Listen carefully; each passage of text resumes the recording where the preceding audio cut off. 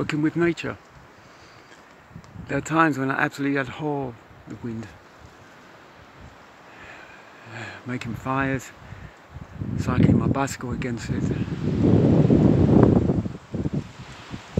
But this is a tree that needs, or a trunk of a triple pine that needs to come down, because if it grows any longer and taller, it will uproot exactly where my bees are. So this is the one moment I can recall in a long time where I've actually asked the wind to finish my work. Here it goes. So fast.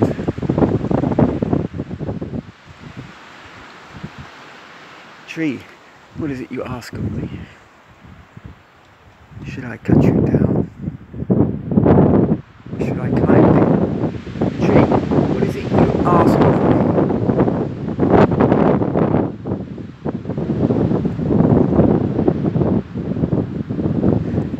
Should I pee on you?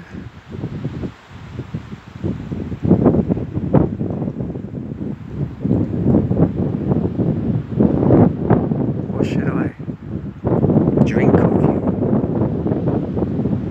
Tree, what is it you ask of me?